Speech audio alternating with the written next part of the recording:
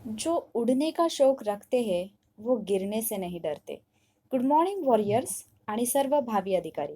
Warrior officer या आपल्या educational चॅनलवर मी सुप्रिया आपणा सर्वांचं मनपूर्वक स्वागत करते. एक्झामची डेट जवळ येत चाललेली आहे आणि बऱ्याच विद्यार्थ्यांना जे की 2021ची तयारी करत आहेत किंवा 20ची तयारी करत आहेत, त्यांना अजूनही खूप सगळे कन्फ्युजन्स आहेत आणि म्हणूनच अभ्यास करताना अशा कोणत्या चुका होतात, की ज्यामुळे 99% विद्यार्थी हे फेल होतात. अशा 5 चुका मी तुमच्यासोबत आज डिस्कस करणार आहे.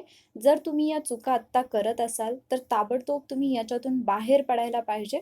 कारण आपल्याला कितीही वेळ दिला तरीसुद्धा तो कमीच वाटत असतो आणि म्हणूनच जेवढा वेळ हातामध्ये आहे, तेवढ्या वेळेचा योग्य उपयोग करून आपण आपली परीक्षा कशा पद्धतीने पास होऊ शकतो, याच्यावरती आपण फोकस करणं हे जास्त इम्पोर्टंट आहे. म्हणून आजचं हे लेक्चर मी तुमच्यासाठी घेऊन आलेले आहे. जर तुम्ही या 5 चुका करत असाल, तर लवकरात लवकर या 5 चुका सोडण्याचा प्रयत्न करा आणि जर तुम्ही करत नसाल, तर अगदी चांगली गोष्ट आहे. तुम्ही तुमच्या ध्येयापर्यंत लवकरात लवकर पोहोचाल. तर व्हिडिओ लेक्चर शेवटपर्यंत पहा, कारण बऱ्याचदा असं होतं, की अर्धवट ज्ञान हे आपल्याला जास्त धोकादायक ठरू शकतं आणि म्हणूनच एक्झॅक्टली मला या प्रत्येक पॉइंटमधून काय सांगायचं आहे, ते तुम्ही समजून घेणं जास्त इम्पोर्टंट आहे. म्हणून लेक्चर शेवटपर्यंत नक्की पहा. सगळ्यात पहिली गोष्ट तर वही सुनो जिससे आपके इरादे मजबूत हो. अशी कोणतीच गोष्ट ऐकू नका जी तुमचा कॉन्फिडन्स लो करते किंवा तुम्हाला मागे खेचते किंवा ज्या गोष्टीमुळे तुम्ही आतून तुटल्यासारखं फील करता. त्याच गोष्टी ऐका ज्या गोष्टी तुमची जी जिद्द आहे, तुमचं जे ध्येय आहे किंवा तुमची जी इच्छाशक्ती आहे ती आणखी प्रबळ करेल. अशाच गोष्टी तुम्ही ऐका आणि अशाच गोष्टी तुम्हाला आजच्या लेक्चरमधून ऐकायला मिळतील. तर आता आपण वळूयात, की अशा कोणत्या 5 चुका आहेत, जे की 99% स्टुडंट जे आहेत त्या चुका करतात आणि त्यामुळे ते पास होत नाहीत आणि मग इन जनरल तुम्ही जर विचारलत, की एम-पी-एस-सी करण्यासाठी किती वर्ष लागतात, तर तेच विद्यार्थी तुम्हाला सांगतात, की 5 ते 6 वर्ष लागतात. त्याच्यापैकी पहिली चूक जी आहे ती आहे चालढकल. म्हणजे अगदी तुम्हाला माहिती असेल, त्याला आपण इंग्लिशमध्ये प्रोकास्टिनेशन असं म्हणतो. तर तुम्हाला आठवत असेल, की आपली जी एक्झामची डेट होती, राज्यसेवा असेल किंवा कंबाईन असेल, तर एप्रिल आणि मे या मंथमध्ये डेट फिक्स झालेल्या होत्या. जर तेव्हा एक्झाम झाली असती, तरीसुद्धा तुम्ही हेच म्हणाला असतात, की ॲड आल्यानंतर मला एवढाच वेळ मिळालेला आहे. त्याच्यानंतर एक्झाम पोस्टपोन झाली. एक्झाम सप्टेंबर मंथमध्ये आपल्याला नंतर समजले, की ऑगस्ट-सप्टेंबरमध्ये एक्झाम होणार आहे. तिथूनही नंतर पुढे झाली पोस्टपोन. ऑक्टोबरमध्ये झाली. आता ऑक्टोबर आणि नोव्हेंबरमध्ये एक्झाम आहे. आता किती पर्सेंट लोकांना असं वाटतं, की माझा 100% अभ्यास झालेला आहे आणि मी आता एक्झामला गेल्यानंतर माझा स्कोर 100% एवढा येणार आहे. म्हणजे ज्याच्याबद्दल तुम्हाला 100% खात्री आहे, की माझा स्कोर एवढा येईल. असे विद्यार्थी रेअरली फार तर 1-2 विद्यार्थी सापडतील, याच्यापेक्षा जास्त नाही. त्याचं रिझन म्हणजे आपल्याला कितीही वेळ मिळाला तरीसुद्धा तो आपल्याला कमीच वाटतो आणि त्याच्या पाठीमागचं एक महत्त्वाचं रिझन असतं, ते म्हणजे आपण प्रत्येक गोष्टीमध्ये हे मी आत्ता आणि नंतर करेन, असं म्हणून तुम्ही बरंच काही मागं ठेवलेलं असतं. तुम्हाला आहेत किती सब्जेक्ट अभ्यासासाठी? दॅट इज ऑल्सो इम्पोर्टंट, की मला एवढेच विषय वाचायचे आहेत, पण तरीसुद्धा माझा म्हणजे मला अजून जरी 6 महिने वाढवून दिले, तरीसुद्धा 6 महिन्यानंतर मी एक्झामला फेस करण्यासाठी तयार असेन का? हा एक प्रश्न तुमच्या डोक्यात आला पाहिजे. मला प्रत्येक वेळेला 2-3 महिन्यांनी, काही वेळेला तर 4 महिन्यांनी माझी एक्झाम पोस्टपोन झालेली आहे. पण तरीसुद्धा मला अभ्यासासाठी पुरेसा वेळ मिळाला असं मला वाटत नाही. म्हणजे तुम्ही विचार करा, की एप्रिलमध्ये होणारी एक्झाम आता ऑक्टोबरमध्ये होतीये. म्हणजे तुमच्याकडे ऑलमोस्ट तुम्हाला 6 महिने मिळालेले आहेत. कदाचित त्यापेक्षा जास्त कालावधीच तुम्हाला मिळालेला आहे. पण तरीसुद्धा आत्ता आपण एक्झामला फेस करण्यापूर्वी एक भीती आपल्या मनामध्ये आहे. त्याचं रिझन हे असतं, की जो अभ्यास किंवा जो सिलेबस तुमचा आहे, तुम्ही सुरुवातीला प्लॅन केला असेल, की मला हे विषय वाचायचे आहेत. पण नंतर ते तुम्ही पुढे ढकलले असतील, की हे आत्ता नाही मी नंतर वाचतो. कदाचित तुम्ही सकाळी अभ्यासाला बसला तर ते तुम्ही संध्याकाळवरती ढकललं असेल. कदाचित तुम्ही दुसऱ्या दिवसावरती ढकललं असेल. कदाचित तुम्ही पुढच्या आठवड्यामध्ये करेन असं म्हटलं असाल. कदाचित तुम्ही एक्झामच्या जस्ट पूर्वी मी 8 दिवसात करेन असं म्हटलं असाल. पण एक गोष्ट लक्षात ठेवा, की जेव्हा एक्झाम तुमची असेल त्यावेळेला 8 दिवस अगोदर तुम्हाला हा विचार करायला वेळ असेल का, की आत्तापर्यंत मी काय-काय नंतर करेन म्हणून ठेवलेलं आहे. त्यामुळे जो पॉइंट तुम्हाला महत्त्वाचा वाटतो, जो पॉइंट असा तुम्हाला वाटतो, की हा एक्झामला येऊ शकतो, तुमच्या डोक्यात क्लिक झाल्या तो पॉइंट तुम्ही वाचून टाका. रादर तुम्ही असं करा, की तुमच्या डायरीमध्ये नोट डाउन करा त्याच्यासाठी एक फिक्स वेळ द्या, की मी हे उद्या सकाळी वाचेन किंवा आज संध्याकाळी वाचेन आणि त्यावेळेला तो पॉइंट तुम्ही कव्हर करून टाका. पण जर तुम्ही ते जर खूप पुढे ढकलत असाल, तर ही तुमची सगळ्यात मोठी चूक असेल. त्यानंतर दुसरी चूक म्हणजे आकस्मिकता किंवा योगायोगाने अभ्यास. असं कधी होतं का, की म्हणजे आपण योगायोगाने अभ्यास करतोय किंवा अचानकपणे अभ्यास करतोय. अभ्यासामधली आकस्मिकता म्हणजे काय? तर जर समजा मी तुम्हाला विचारलं, की तुम्ही आज काय अभ्यास करणार आहे? तर मग तुम्ही तिथून पुढे विचार कराल, की हां, मी हे करू का? मी ते करू का? तर ही एक मोठी चूक असते, की आपण आपला अभ्यास अजिबात प्लॅन केलेला नसतो किंवा सडनली तुमचा कुठलातरी फ्रेंड तुम्हाला सांगतो, की "आज मी हा टॉपिक वाचणार आहे, मग तू वाचशील का?" तुम्ही तुमचा प्लॅन बाजूला ठेवता आणि तो टॉपिक जो आहे तो वाचायला घेतात आणि याच्यामध्ये तुमचं कोणताही टॉपिक किंवा कोणताही सब्जेक्ट प्रॉपरली रीड करून होत नाही आणि ही आकस्मिकता जर तुमच्या अभ्यासामध्ये असेल, योगायोगाने जर तुम्ही अभ्यास करत असाल, तर तुम्ही एक्झाम क्वालिफाय होण्यापासून स्वतःला खूप दूर नेत आहात. त्याचं रिझन म्हणजे ज्यावेळेला तुमची एक्झाम आहे हे तुम्हाला समजतं, तुम्हाला एक्झामची डेट माहिती होते किंवा 100% माझी एक्झाम होणार आहे आणि माझ्याकडे एवढ्या दिवसांचा कालावधी आहे हे माहिती होतं. त्याच क्षणी तुम्ही तुमचा प्लॅन बनवला पाहिजे. जर तुमचा प्लॅन रेडी नसेल, तुम्ही आत्ता अजूनही उठल्यानंतर कुठलंही रँडमली उठलात आणि एक पुस्तक घेतलं आणि ते तुम्ही वाचत बसत असाल, तर अजूनही तुम्ही चुकीचं वागत आहात. तुमच्याकडे एक प्रॉपर प्लॅन असला पाहिजे, की या दिवसाला माझी एक्झाम आहे, तर या दिवसापर्यंत मला काय करायचं आहे आणि तो प्लॅन तुम्ही प्रॉपरली फॉलो केला पाहिजे. अदरवाईज असं होतं, की काय वाचायचं हेही माहिती नसतं. कोणतं तरी बुक हातात आलं म्हणून ते वाचलं किंवा असं सुद्धा होतं बऱ्याचदा, की दुसऱ्या एखाद्या मित्राने सांगितलेला टॉपिक आहे म्हणून तो वाचला. जरी तुमचा तो वाचून झालेला असला तरीसुद्धा किंवा तुम्हाला तो एक्झामच्या दृष्टीने महत्त्वाचा वाटत नसला तरीसुद्धा तुम्ही तो वाचता. का? कारण त्याला तो इम्पोर्टंट वाटतो म्हणून.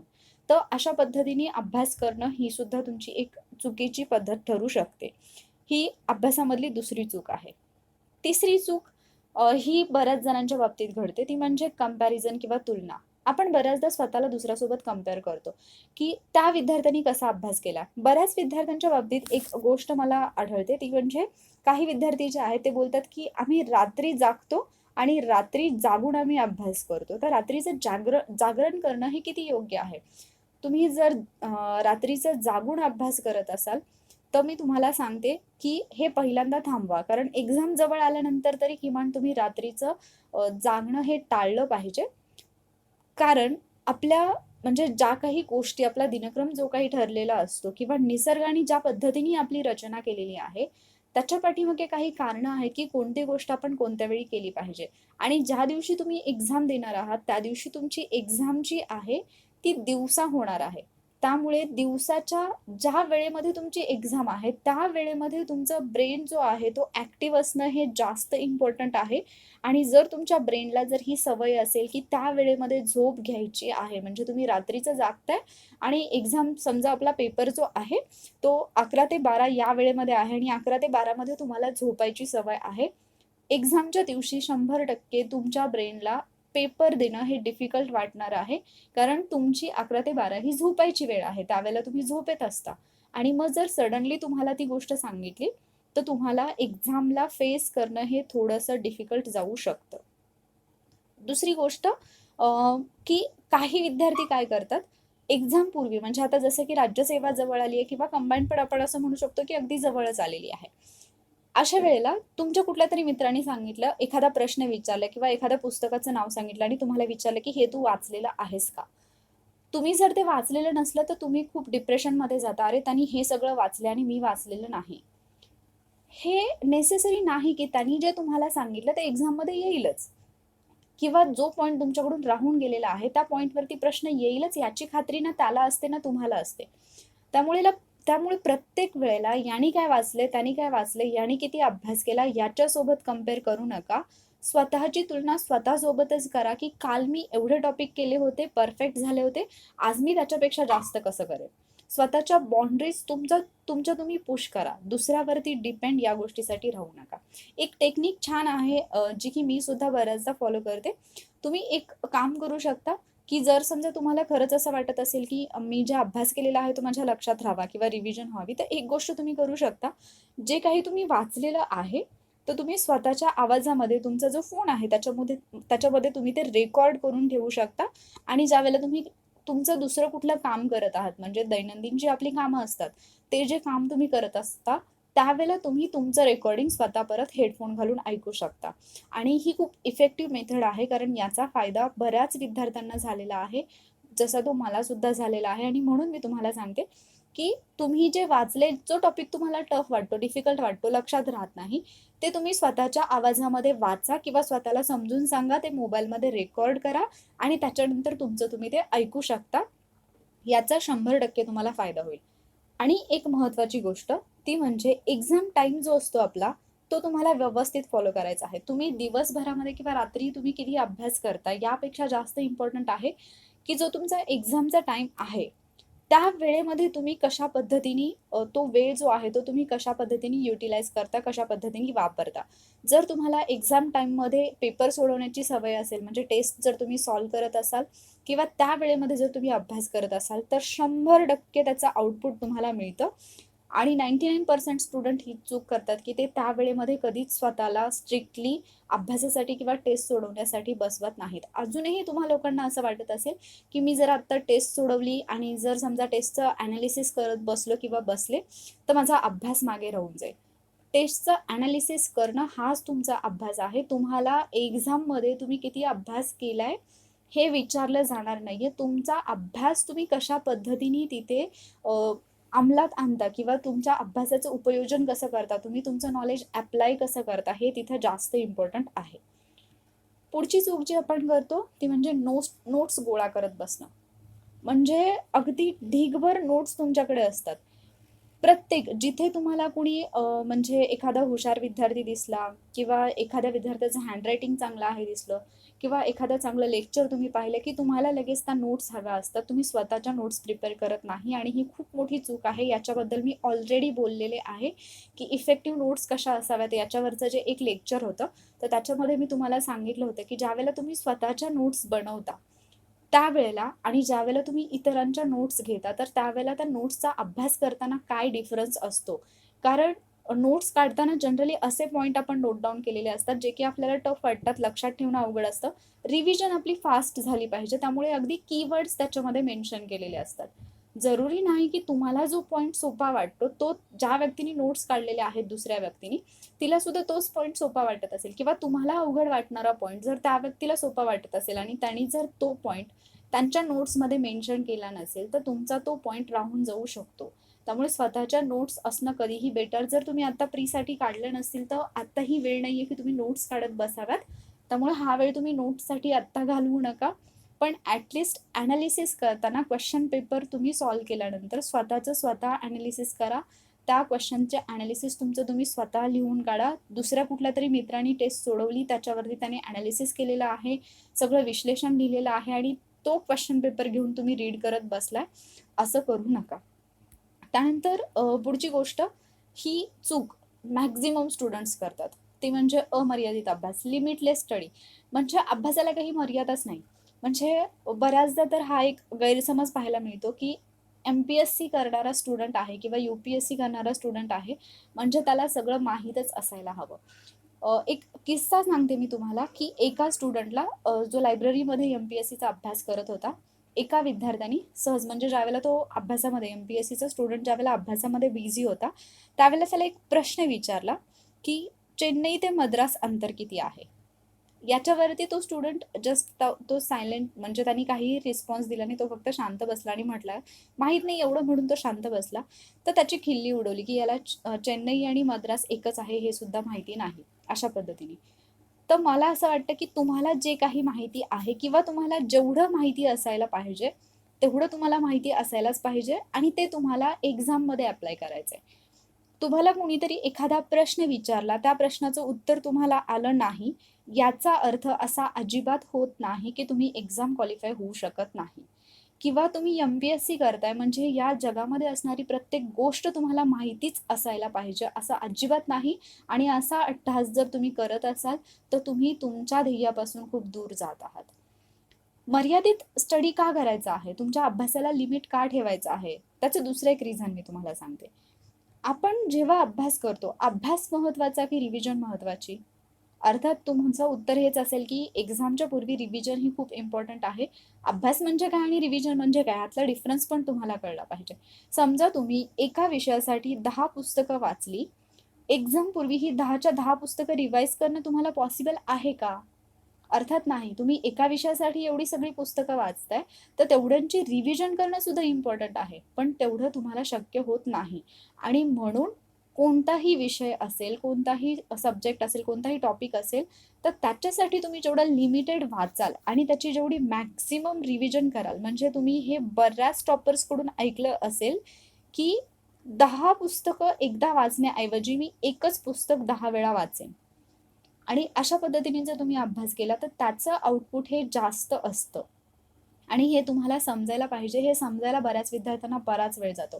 कोणत्याही विषयामध्ये तज्ज्ञ बनू नका. हे पण मी तुम्हाला आधीच सांगितलेलं आहे, की समजा तुम्हाला सायन्स हा विषय तुम्ही आता वाचायला घेतला, तर अगदी मला सायंटिस्ट बनायचं असल्यासारखं मला सायन्समधलं सगळंच माहिती पाहिजे असं काही नाही.